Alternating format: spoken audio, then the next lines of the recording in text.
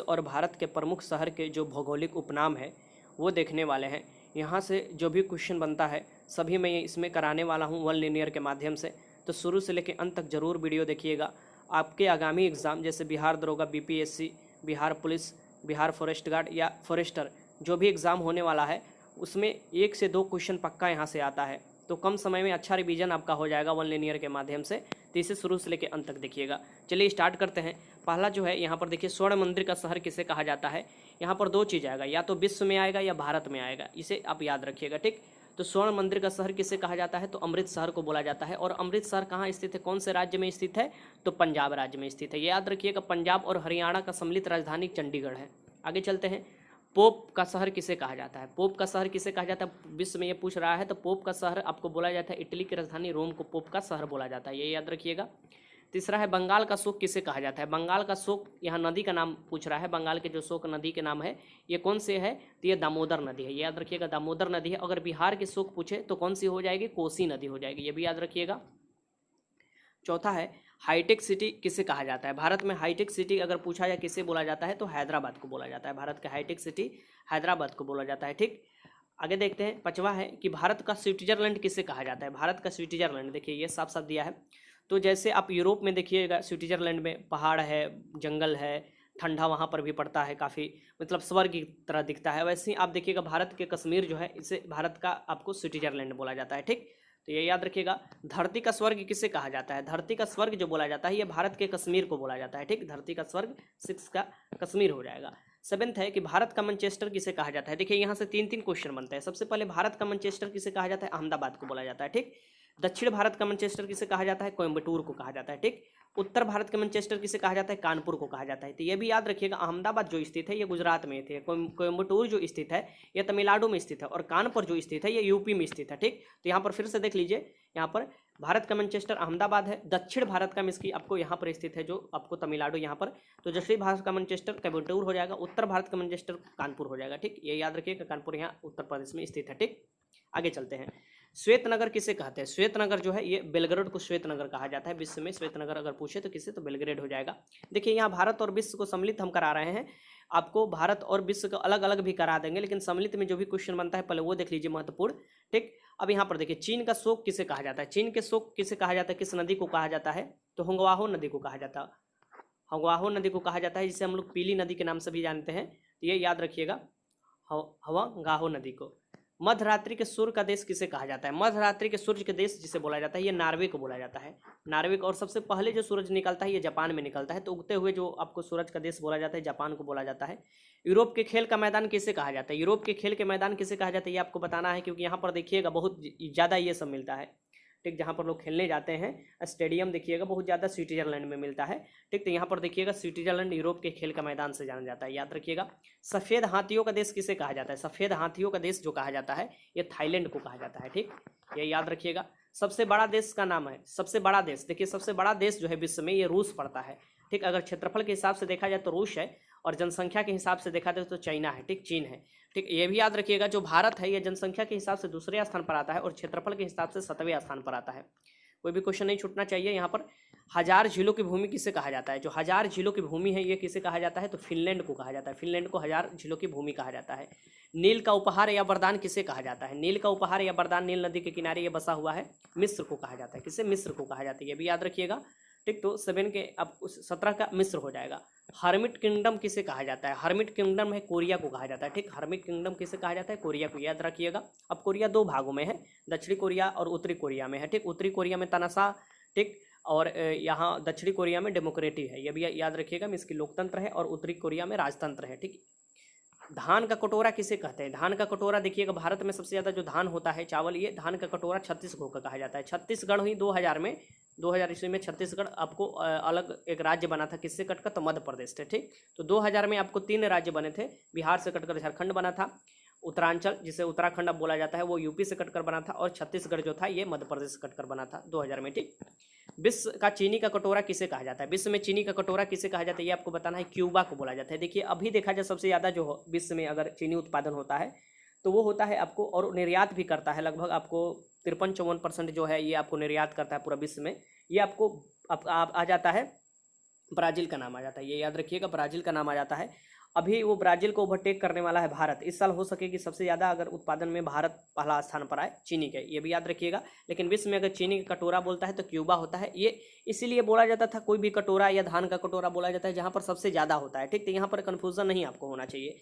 भारत का पेरिस किसे कहा जाता है? जो भारत के पेरिस है ये जयपुर को कहा जाता है, ठीक। और गुलाबी शहर भी किसे कहा जाता है? पिंक सिटी भी कहा जाता है भारत में, ये जयपुर। जयपुर जो है ये राजस्थान में स्थित है। राजस्थान जो है क्षेत्रफल की दृष्टि से सबसे बड़ा राज्य है भारत का, और जनसंख्या की दृष्टि से बड़ा राज्य पूछे तो कौन हो जाएगा आपका? उत्तर प्रदेश हो जाएगा।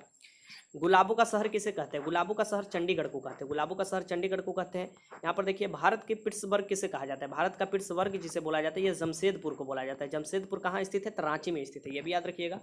यूरोप का मरीज किसे कहा जाता है? पहले इसे यूरोप का मरीज कहा जाता था, आज भी अगर क्वेश्चन आता है तो ऐसे ही आता है कि यूरोप का मरीज किसे कहा जाता है? तो तुर्की, तुर्की याद रखिएगा, ठीक। सांपों का देश किसे कहा जाता है? जो सांपों का देश ये ब्राजील को कहा जाता है। सांपों का देश ब्राजील को कहा जाता है। पूर्व का वेनिस किसे कहा जाता है? पूर्व का वेनिस जो कहा जाता है ये कोचीन को कहा जाता है। कोचीन जो है केरल में स्थित है, ये याद रखिएगा। कोचीन जो है एक प्रकार का बंदरगाह है, और वास्को डिगामा जो है, जो पुर्तगाली 1498 में आया था सबसे पहले, यहीं पर आया था, ठीक। कालीकट बंदरगाह कोचीन में, जो कि जमोरिन राजा उसका स्वागत किया था। 28 देखिए, इलेक्ट्रॉनिक या अंतरिक्ष शहर किसे कहा जाता है? जहाँ इसरो का भी आपका मुख्यालय है भारत में, तो ये इलेक्ट्रॉनिक या अंतरिक्ष शहर कहा जाता है, या सिलिकॉन शहर भी बोला जाता है। बेंगलुरु को बोला जाता है, ये याद रखिएगा। बेंगलुरु जो कर्नाटक की राजधानी है। पिरामिड का देश किसे कहा जाता है? जहाँ पर पिरामिड आप देखिएगा, ठीक, पिरामिड है ये बड़ा बड़ा, ये मिस्र को कहा जाता है, ये भी याद रखिएगा। अंडों की टोकरी किसे कहा जाता है? अंडों का टोकरी जिसे कहा जाता है ये आंध्र प्रदेश को, सबसे ज़्यादा अंडा जब होता है आंध्र प्रदेश में ही होता है, तो अंडों का टोकरी कहा जाता है। सोया प्रदेश किसे कहा जाता था? सोया प्रदेश ये बोला जाता था मध्य प्रदेश को, पहले भारत में मध्य प्रदेश को सोया प्रदेश बोला जाता था, ये भी याद रखिएगा। यह सोया प्रदेश आज भी बोला जाता है। यहाँ पर देखिएगा, सोयाबीन का उत्पादन भी सबसे ज़्यादा होता है मध्य प्रदेश में। काकपिट ऑफ यूरोप किसे बोला जाता है? काकपिट ऑफ यूरोप जो बोला जाता है ये बेल्जियम को बोला जाता है, ठीक। काकपिट ऑफ यूरोप, ठीक, याद रखिएगा। भारत का प्रवेश द्वार किसे कहा जाता है? जो भारत का प्रवेश द्वार है ये किसे कहा जाता है? मुंबई को कहा जाता है, याद रखिएगा। मुंबई को भारत का प्रवेश द्वार कहा जाता है। और भारत की आर्थिक राजधानी भी किसे कहा जाता है? तो मुंबई को ही कहा जाता है, ठीक। आगे देखते हैं, भारत का मसालों का बगीचा किसे कहा जाता है? भारत में मसालों का बगीचा जो कहा जाता है ये केरल को कहा जाता है। केरल में नारियल भी सबसे ज़्यादा होता है, आपको काजू भी सबसे ज़्यादा होता है, मसाला तो होता ही है केरल में। और केरल की अगर साक्षरता दर भी सबसे ज़्यादा है, और लिंगानुपात भी सबसे ज़्यादा है, ये सब आपको याद रखना है, ठीक। आगे चलते हैं, सिटी ऑफ गोल्डन गेट किसे कहा जाता है? विश्व में पूछे कि सिटी ऑफ गोल्डन गेट किसे कहा जाता है, तो सैन फ्रांसिस्को को कहा जाता है, ठीक। और अगर गोल्डन टेम्पल का नाम पूछे तो ये अमृतसर में स्थित है, जो कि पंजाब में है, अमृतसर। आगे चलते हैं, इस्पात नगरी किसे कहा जाता है? इस्पात नगरी जमशेदपुर को कहा जाता है, ठीक। इस्पात नगरी किसे कहा जाता है? जमशेदपुर को कहा जाता है। ये रांची में स्थित है, ये याद रखिएगा। रांची नहीं, झारखंड में स्थित है, माफ कीजिएगा, झारखंड राज्य में है। लैंड ऑफ गोल्डन प्लीज किसे कहा जाता है? लैंड ऑफ गोल्डन प्लीज जो कहा जाता है ये ऑस्ट्रेलिया को कहा जाता है, ये भी याद रखिएगा।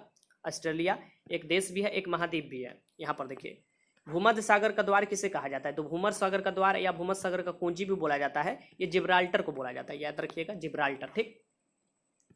स्वर्णिम पोगेंडो का देश किसे कहा जाता है? यहाँ पर देखिए, स्वर्णिम पोगेंडा का देश जिसे कहा जाता है, ये हमारे पड़ोसी जो है देश म्यांमार है, जिसे हम लोग पहले क्या नाम से जानते थे? बर्मा के नाम से जानते थे।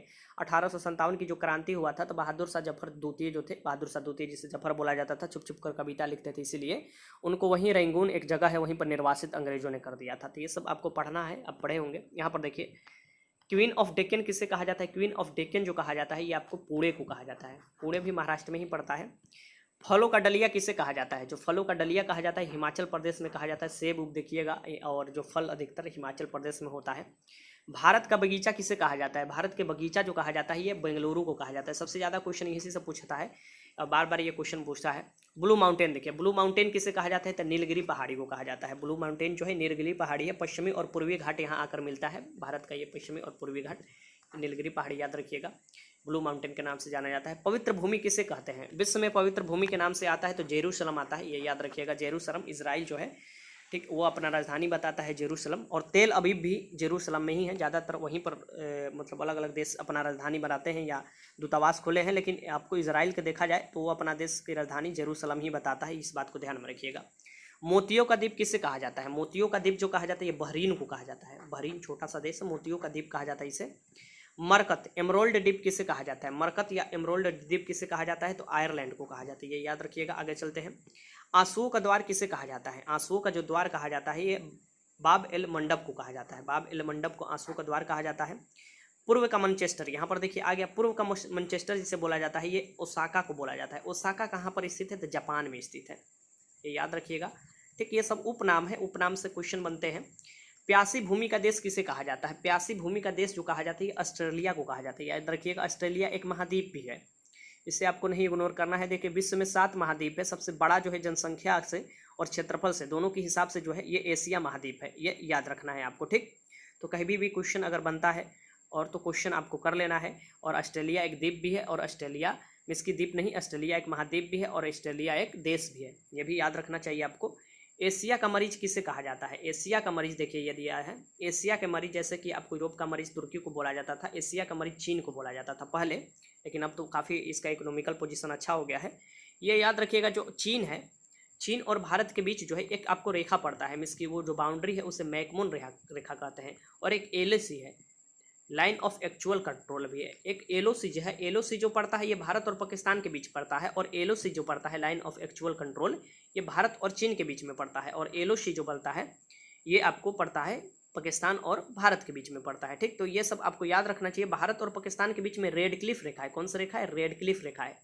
ठीक, आगे चलते हैं। एशिया का मरीज किसे कहते हैं? ये आगे आपको चीन ही होगा, ये बात याद रखिएगा। अगर बाउंड्री के में इसकी देखा जाए कि सबसे ज़्यादा कौन से देश का बाउंड्री टच करता है, इसकी सबसे ज़्यादा उसके पड़ोसी देशों की संख्या या उसके टच करता है बाउंड्री, तो ये चीन का ही नाम आता है। अंतर्राष्ट्रीय सीमा में संख्या के हिसाब से सबसे ज़्यादा है ये चीन का ही, बहुत देशों के साथ अंतर्राष्ट्रीय सीमा इसका लगा हुआ है। ठीक, अंध महादेश किसे कहा जाता है? अंध महादेश जो कहा जाता है ये अफ्रीका को कहा जाता है। ठीक, देखिए अफ्रीका आपको क्षेत्रफल और जनसंख्या के हिसाब से दूसरे स्थान पर आ जाता है एशिया के बाद, ये महाद्वीप है अफ्रीका, ये भी याद रखिएगा।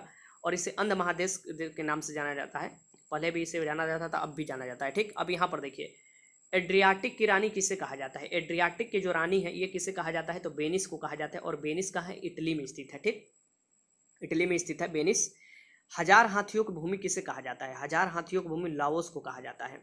लाओस, कंबोडिया का नाम सुने होंगे, तो लाओस को बोला जाता है हजार हाथियों की आपको भूमि। हाथी जो है ये हमारे विरासत पशु है, जो राष्ट्रीय विरासत पशु है ये हाथी है। जैसे कि हमारा जो राष्ट्रीय आपका पशु जो हो जाता है ये आपको बाघ हो जाता है। ठीक है, ये सब याद रखिएगा जानवर में, जंगली जानवर में।